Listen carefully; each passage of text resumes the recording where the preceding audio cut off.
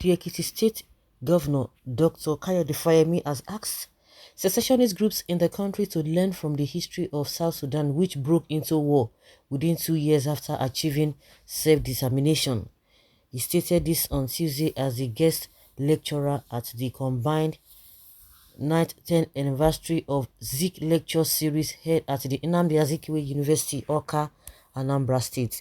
He admonished Nigerians to bury their differences in order to achieve a greater and fulfilled country.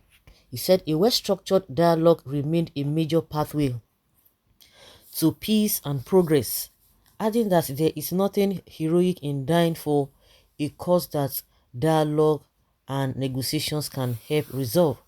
The Ekiti State Governor, who is also the chairman of the Nigerian Governors Forum, stressed that the need to develop a democratic system of Nigeria that would meet the expectations of Nigerians and restore people's trust in the government they voted into office. Fayemi, who spoke on the theme Nation Building Between Restructuring and Autonomy, said Nigerians must learn to manage their differences and do so in order to achieve the goal of a better and more perfect union. He said the indestructibility of Nigeria as envisaged by Zik is indeed best assured when the majority of Nigerians are emotionally connected to Nigeria because of what Nigeria is able to do for them and in the quality of life it provides for its citizens. Paying glowing tributes to Azikiwe, Fayemi said in his time, Nnamdi Azikiwe scored many firsts that can only be recalled with awe and admiration. He was among the pioneering university-educated Africans who sojourned to the United States in their quest for knowledge. He was also a pioneering sportsman, public intellectual, journalist, newspaper proprietor with 12 daily titles in his stable at one point in time, owner of Pan Nigeria Athletic Club and author.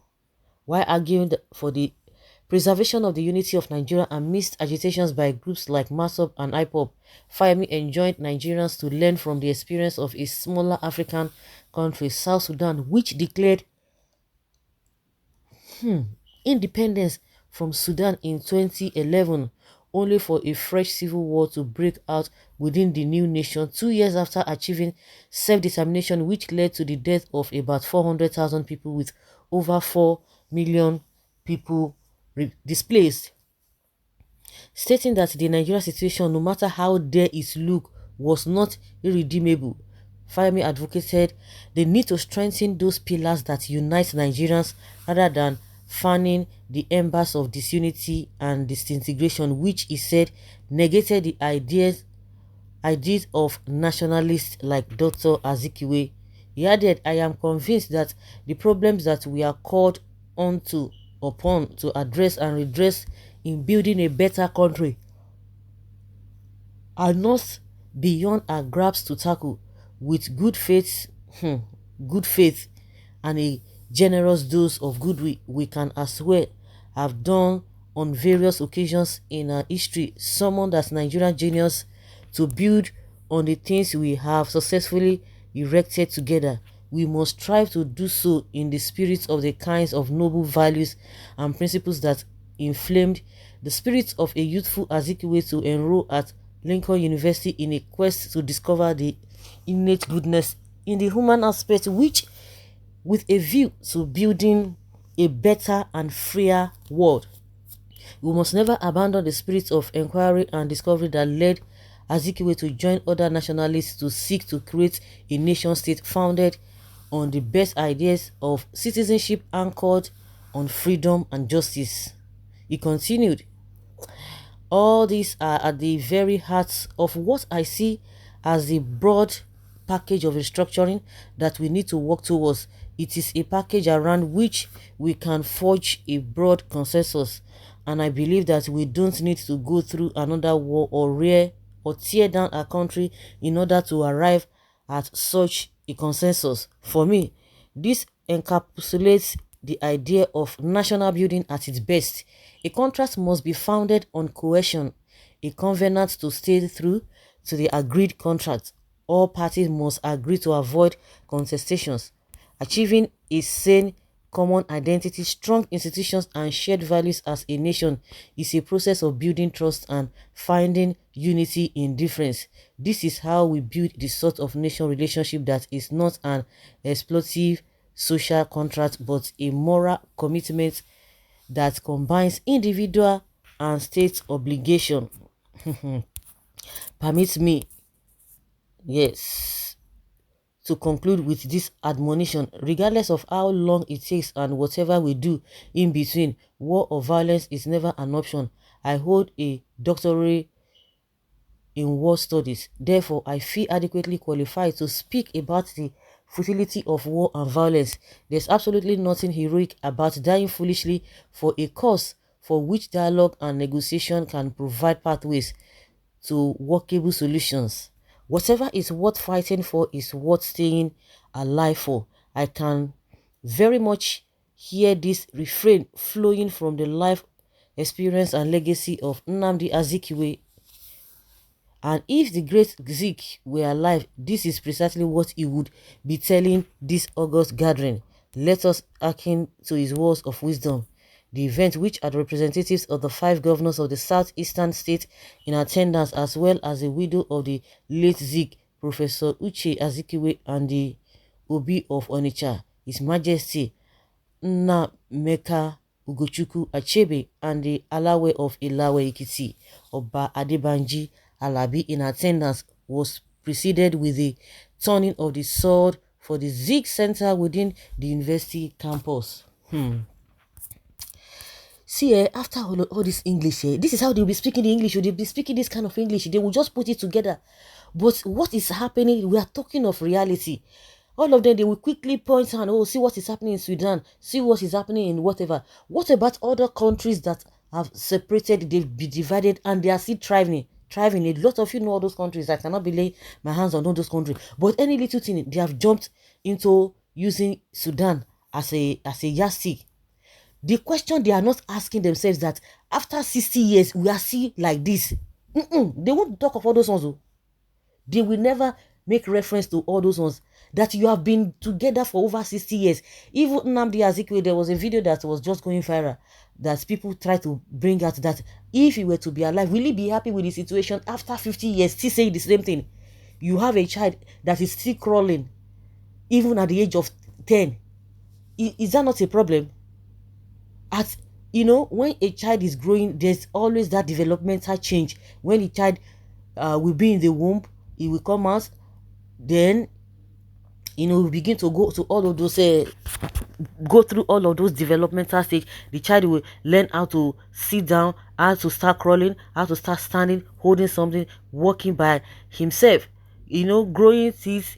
At the end of the day, 1 year, 2 years, there's a level at which the child will get to. You can't expect a child that is 4, 5 months to behave like a child who is 5 years. At that 5 years, the child must be, going ahead. That is just the situation of Nigeria. Where are we? We are still at the infancy stage. We are still at infancy stage. And these are the things that these guys log. See, all this one, they don't write time for her. You don't put them together. You will go deliver her. At the end of the day, all of these things that he's saying, in reality, what are the things that are supposed to be done? The reason for the agitations, they won't talk about it. Oh, let us work together. Work together how? I don't always get it. When they say let us work together, you guys have been put in a position where you need to make policies that will make things to go on fine. No, it is the same thing. Business as usual. Tell me, it was a governor of Lagos, governor of Ekiti State. He did one term, fire shake him. That one did one term himself. I be doing how many whatever. He came again. Tell me, he was a minister of mining or whatever before because he wants to come and complete his second tenure. Tell me the difference between his first tenure and his second tenure now. No difference. Like I've always said, there's always a template that they always follow. Nothing will happen. They will just be doing the same thing, rigmaroling, and at the end of the day, they are getting richer. All these politicians, once they look at their bank accounts, they know what they are getting. But they can come out and be telling you just have to bear it. You just have to want it, no matter how, whatever. What about other countries that have succeeded after breaking up? Why must you use South Sudan And also, why is it that you cannot use the same thing to say Nigeria has been on this path for a very long time, yet we are not moving forward, yet we are not progressing? Why is it so? No, no, no, no, they won't, they dare not. Just everybody, just continue with what is happening. The rubbish, just continue. Like additional will tell you that just give those Fulanis, give them land. What is so special about land? Your life is more important. You should give somebody something that belongs to you because you want a whatever.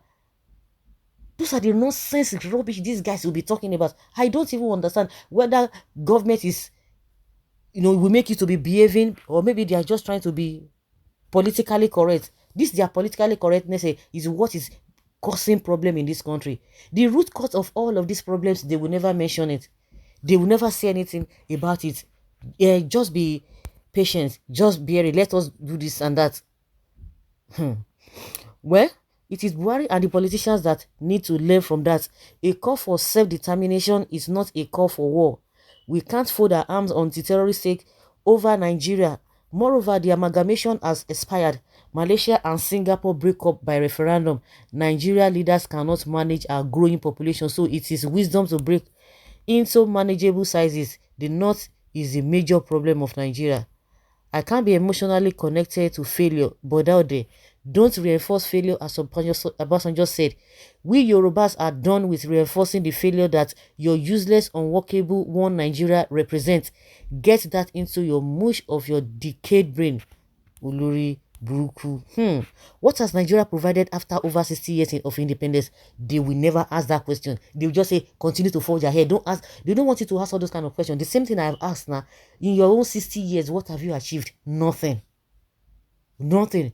Other countries that got separated, they are doing well. So why are you not using that as a reference point? So guys, I don't want to say much. Let's hear from you in the comment section. Thank you.